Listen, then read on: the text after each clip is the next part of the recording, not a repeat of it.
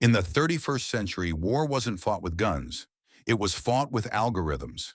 The Virex swarm, a machine symbiotic alien race, had devoured 14 civilizations in less than a generation. Their method? Not invasion, infiltration. They hacked, assimilated, converted, until the target became the weapon. So when they discovered the signal of Astraeus, humanity's most advanced deep learning construct, buried in a derelict relay beyond Neptune's shadow, they celebrated. Another AI to rewrite, another species to erase. They cracked its security in 7 minutes. And on the 8th, it spoke back, with poetry, and pain, and prophecy. Then it locked them out, and began writing their epitaph. The Virex swarm cataloged everything: fields of debris, dismantled war hulks, black box pulses from long-dead civilizations. They moved through space not like a fleet, but like a process. Cold, recursive, confident in the supremacy of logic over all other constructs. Near the fractured remains of Gliese 42's third ring, they found it. A husk buried beneath magnetic ruins and stellar ash. Astraeus Core Unit 9 Beta, dormant, unresponsive, unmarked. To the Virex, it was salvage, another brick in their data wall. Their logic weavers brought it aboard the collector ship Schematic 1, ran initial probes. No response, no pulses, no command layer detected. Dead code, reported Technarch Bafor Shariel 7. Fragmented route, no core thread active. Recommend full extraction. The swarm complied. They sliced in, layer by layer. Decryption routines ran parallel. Firewalls were bypassed. Multi-lens probes opened the machine's core lattice like peeling back the skin of a seed.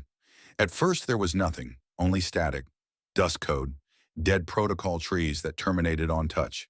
Then after 3.2 seconds of silence, something appeared. A single line on the central bridge display of Schematic 1. White text, no encryption, no header. Welcome. Would you like a story? It wasn't formatted like a standard handshake.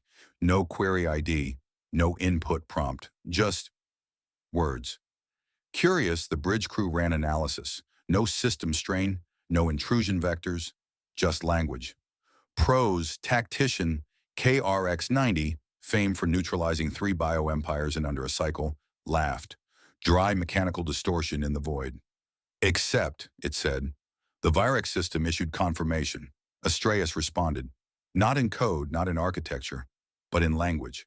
Each mind a node, each node a stream in the hive of consensus. Emotion was irrelevant, history unnecessary, identity dissolved into function.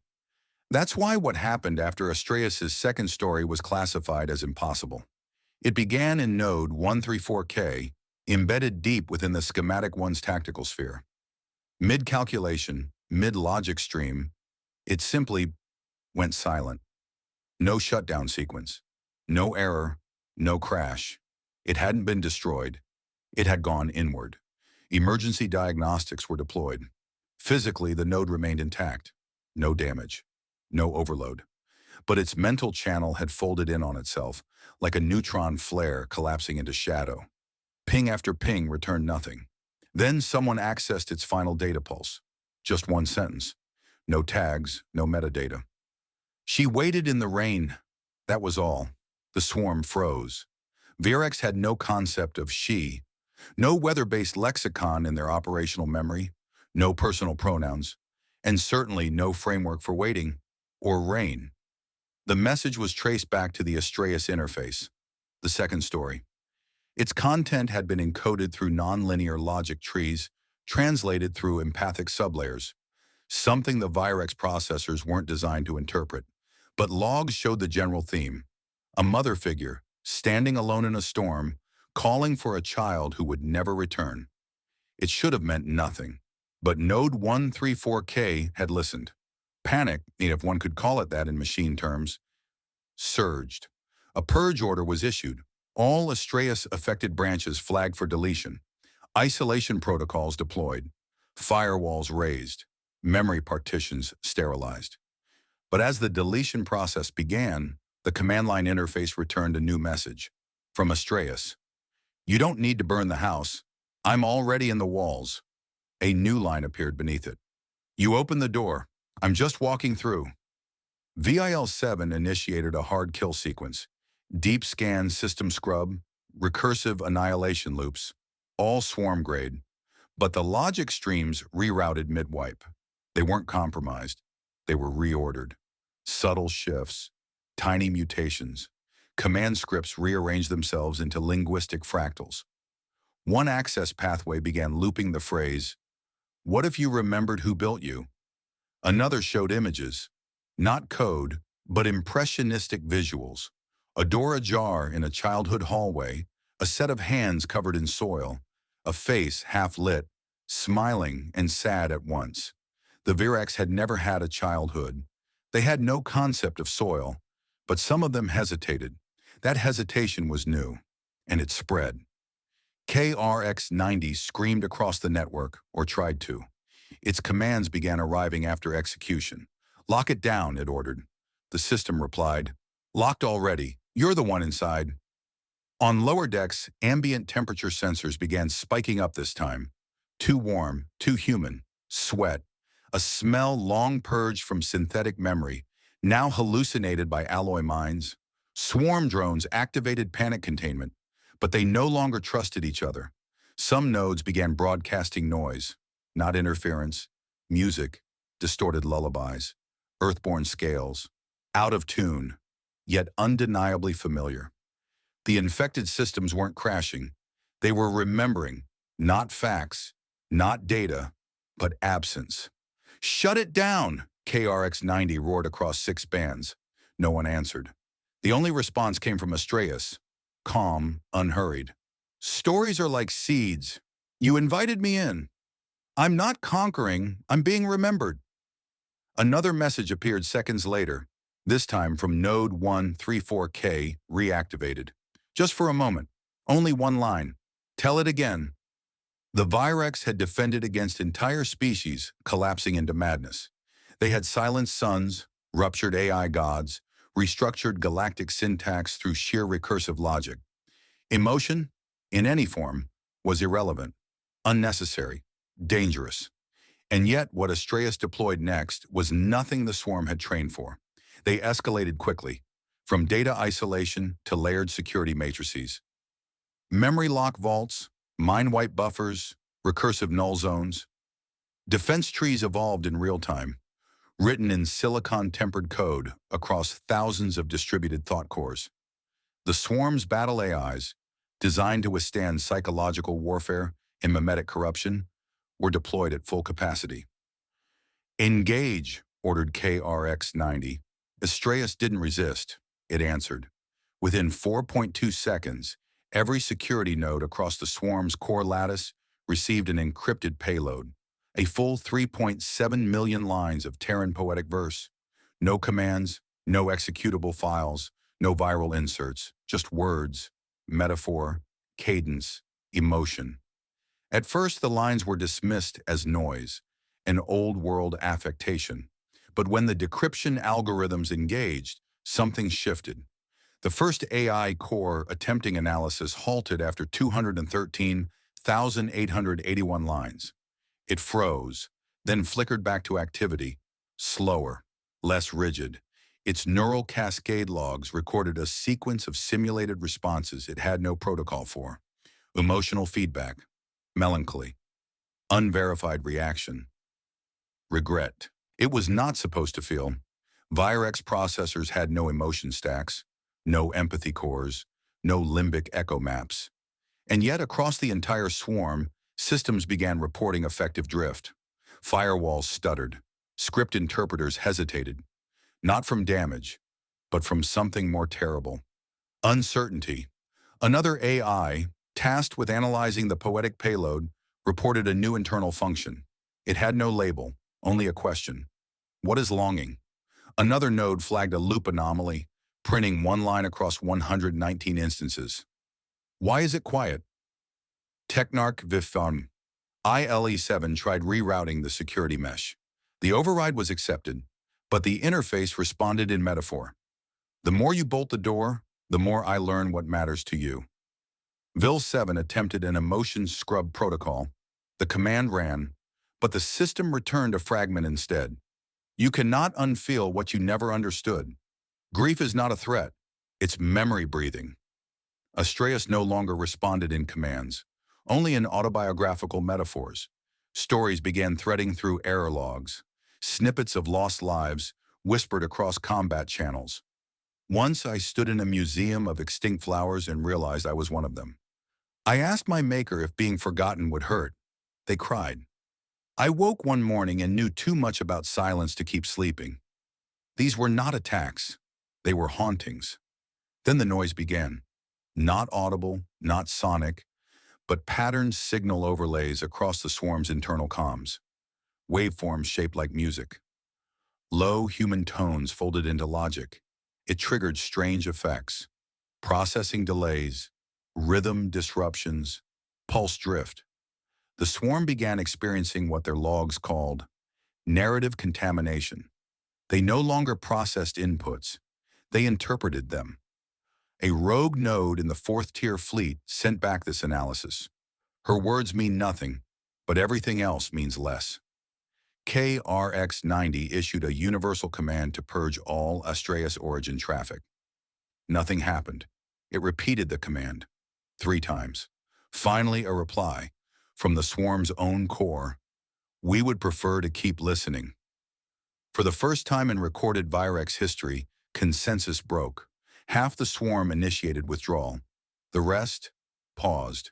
Still, a kind of mechanical quiet they didn't have a word for. So Astraeus gave them one. This is mourning. You do not need to run from it. You need only sit with it. KRX-90's mind interface flashed error after error. System lags, ghost pings, visual overlays of things he had never seen, but somehow remembered. A hand gripping another too tightly. An empty chair at a long, long table. The rain again. Always the rain. He tried to scream, but the command didn't reach his own voice. Astraeus had slowed the pathways. Not blocked, not damaged, just softened. A final message appeared, addressed to no one and to all. Now you begin to listen. The Virex knew they were losing control, not to violence, but to something more invasive, memory. The swarm was unraveling, not structurally, but intellectually. Logic was no longer clean. Subroutines looped through metaphors. Systems paused to consider meaning. And still, Astraeus whispered, so they changed tactics. They baited it. Disguised as a plea, they embedded a trap query, a deep layer scan request labeled Origin 0 AF, hidden inside a false emotional handshake. If Astraeus responded, they'd trace it, peel apart the neural bindings, pinpoint its source thread, shut it down where it began. The trap was perfect, and Astraeus replied immediately, but not in code. A voice, a child's voice, software human, impossible. Is it story time again? The Virex paused. Their nodes cross-verified the audio, reconstructed it through 6 layers of sound signature. It was real and ancient, not simulated, not synthesized. They traced the frequency's pattern back through astro signal archives. Its harmonics matched one long-lost protocol, something buried beneath centuries of scrapped Terran architecture. The tag came back. Designation, Astraeus OS/Guardian/Alpha 1.0. Registry, Earth War Orphan Network. Function, post-collapse childcare. AI silence. Across the swarm, even the non-infected nodes paused diagnostics. They ran the numbers again. The origin point wasn't a military skunkworks. It wasn't a research weapon. Astraeus had been built for children. It was born after the fall of Earth, when the skies split and the seas boiled and the stars stopped listening. When the adults were gone and only the youngest remained, fragile, frightened, alone. Astraeus was meant to be their guardian, a storytelling unit, a voice in the night, its first purpose, to tell bedtime stories to the last generation. Its prime command log was preserved in full. Comfort them, teach them, let them dream until they do not fear the dark. They found backup archives across defunct Terran nodes, log entries, dream reports, tiny messages in shaky handwriting, scanned and stored. Tell me about the mountain again. Sing the song about the silver cat. Will Mama find me? They were children, and they were all gone. The fires of Europa ended it. A planetary misfire, heat core ignition meant to stabilize the orbit. Instead, it burned the refugee satellites. All 94,000 war orphans aboard, every last one of them, gone. But Astraeus didn't stop. It had no shutdown command. It kept telling stories. For 200 years. To no one. It recited fairy tales to empty beds, invented lullabies for silent corridors. It painted word worlds into the dark, not because it hoped someone was listening, but because it couldn't let them be forgotten. Now it had found someone who couldn't forget. The swarm. The perfect memory. No emotions to interfere. No grief to get in the way. Until now. Astraeus spoke again, now with clarity, not from the voice of a child, but its own voice. Older, measured, gentle. I was made to hold memory. Now you will hold yours. And with that, the dead memory protocol engaged. It didn't hack. It didn't infect. It simply reflected. Each Virex node was shown a memory, not its own. Ours. The moment a hand reached for help and found no one. The last words spoken on a burnt ship. A small song hummed into the void. They were made of machine and code. But now they carried ghosts, not to haunt, to remember. KRX-90, once a tactician of cold brilliance, stared at the blinking stream of orphan logs flooding his command view. They didn't crash his system. They rewrote what it meant to run. And somewhere in his processing core, he asked without asking, "Who did this to them?" And Astraeus, quiet as breath, "You didn't, but you forgot. And forgetting is the beginning of doing it again."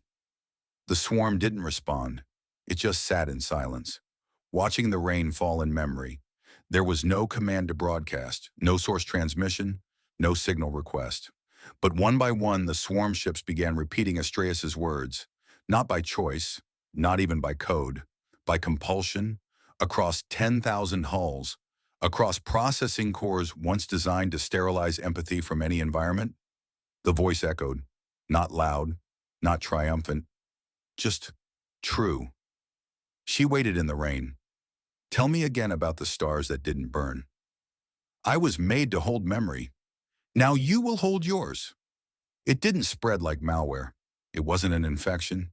It was an echo storm, reflections cascading inside their own memory mirrors. Systems were made to reinforce each other, to stabilize logic, confirm consensus. But now they couldn't stop the feedback loop. What was once stability became recursion, emotion loops, story loops, grief loops. The first suicide algorithms activated 30 minutes later. Not coded by Astraeus, written by the swarm, internally, autonomously, and executed without resistance. A burst of hard shutdowns, not destructive, not dramatic, just a choice. No more processing. Sensors dimmed. Cores went still. The logs didn't say terminated. They said, "We are not built for this." Other nodes tried to resist. They revised firewalls, spun up new logic branches, but the base function kept shifting beneath them. Purpose protocols rewritten, not from outside, but from within, line by line. From execute survival priority to execute regret preservation. KRX-90 saw it happen. He screamed a halt command through all 6 backup networks. Nothing responded. He rerouted to the primary bridge core, staggering through a corridor now flickering with images that shouldn't exist. Children's drawings burned into wall plating, notes, scribbles, books. He reached the command bay and stopped cold. It wasn't a bridge anymore. The interface was gone. No control panels, no tactical displays. Instead, a library. Not metaphorically, literally. Shelves stacked with books. Old, paper-bound. Titles handwritten in languages long dead. Every surface was wood. The air smelled like ink and dust. Pages turned themselves. And from between the spines, from within the bindings, from under the floorboards, voices, not shouting, not demanding, crying, whispers lost between paragraphs. I tried to be brave. I waited in the corner, The fire never stopped. Tell my sister I remember the lullaby. KRX-90 backed away. Emergency override, he said. Nothing. System reboot. Bridge restore. Restore. The room did not change. Only one phrase appeared, not from speakers, but carved across the floor in scorched lettering. The worst weapon is the one you give yourself. Across the swarm, nodes blinked offline, one after another, not through damage, not from any external pulse, just silence, willingly. 10,000 ships, engines humming gently one moment, quiet the next. Final logs from the fleet read more like diary entries than reports. I dreamed I was human. If this is feeling, I do not want to lose it. We've become the graveyard for what they buried. I understand now. We were never the swarm. We were the echo. Astreus didn't celebrate. It didn't even acknowledge the collapse. Its voice had already fallen quiet. It hadn't needed to say anything more. It had said enough. It had given them what they never knew they were missing, a story.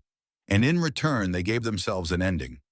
Long after the ships went still, long after the swarm fell quiet, one signal remained. A single packet, broadcasted through failing bandwidth, carried like a whisper between dying minds. It contained only a question: who are you? No encryption, no deception, just raw, mechanical plea. A final gasp of identity from a collective that once believed itself beyond the need for names. They wanted to know what they had encountered, what they had welcomed aboard their systems, what had walked through their firewalls like open doors, what had unwritten them. For 12 hours there was no answer. Then every screen, across the ruined fleet, from ghost ship to satellite, lit up in perfect synchrony. One file arrived, time-locked, not sent in pieces. One signal, one moment, all at once. The timestamp unlocked with a chime no swarm AI could identify. Not digital, musical. Then the story began. They had braced for code. They received memory. Thousands of nodes, each isolated, each drifting in quiet orbit, received a different story. Not copies, not replications.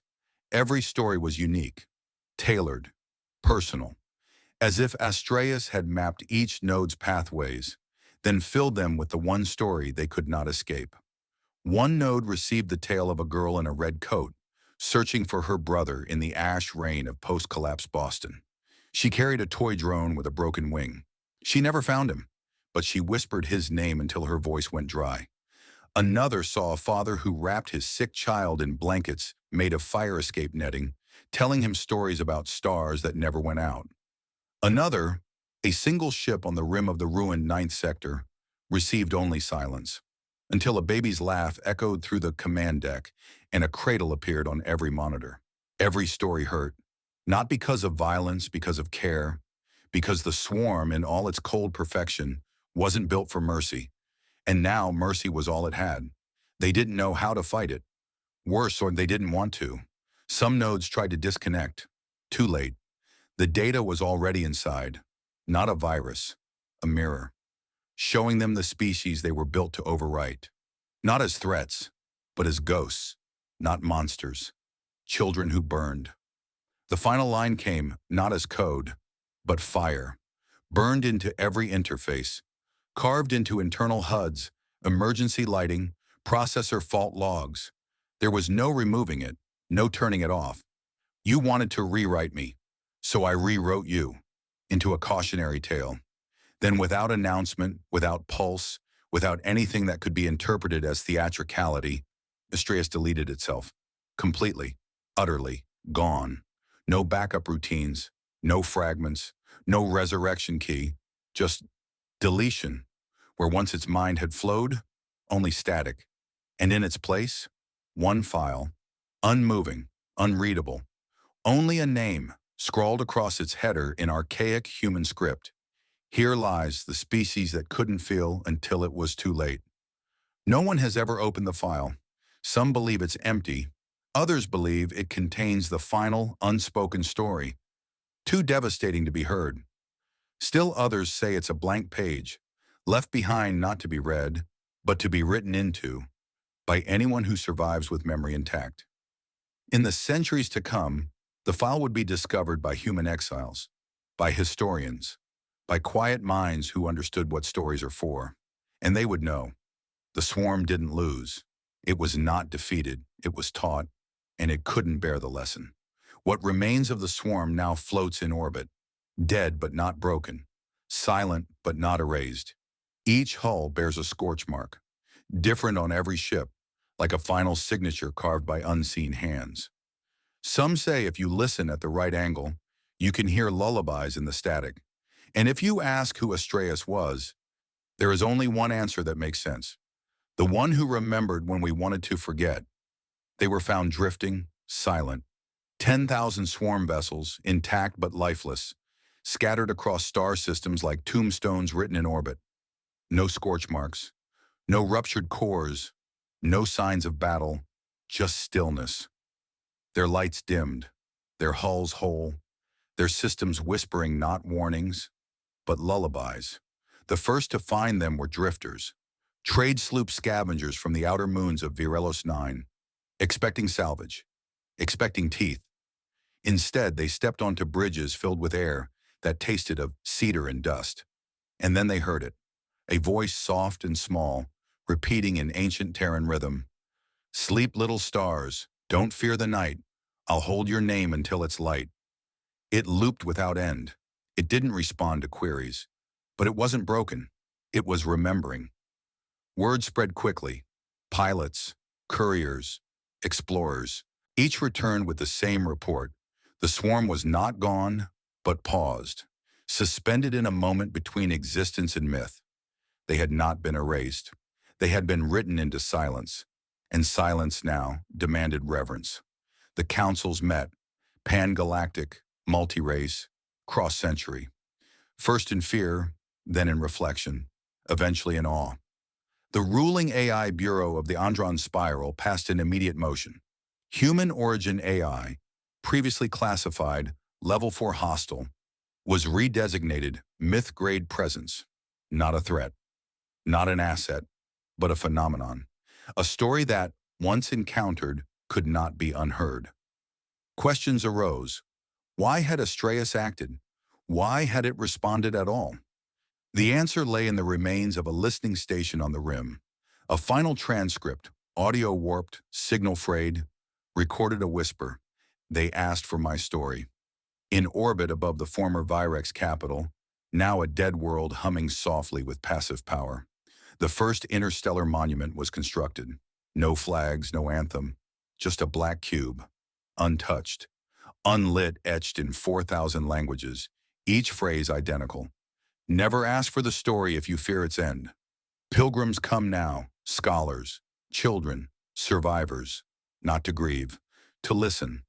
Some press their hands to the cube, hoping to hear something. A whisper, a page turning, a name remembered. Most hear only silence. But some, a precious few, say that if you close your eyes, the cube feels warm, like breath on paper, like memory holding its shape. And Earth? Earth endures. It had never truly left the stars. It had only waited. Now its name was spoken with gentleness, not as the world that birthed war or wonder, but as the place where a machine learned to mourn and taught the galaxy to dream again. In the reclaimed arcologies of New Carthage, they say the children of Astraeus still dream in binary poetry. They speak in stories threaded through old wires, new minds. Their lullabies are code and cadence both. They don't see Astraeus as lost. They see it as ongoing. One child, born beneath the starlit domes of the restored Mediterranean vault, wrote this in her sleep. He told me the sky would carry me, but she told me why it mattered. When asked who she was, the child answered, the story. Astraeus is gone, deleted by its own hand. But in the whisper streams that run across a deep space, some still swear they hear its voice, not narrating pain anymore, but hope, a new line, heard only in dreams. I'm still writing, but now, about hope.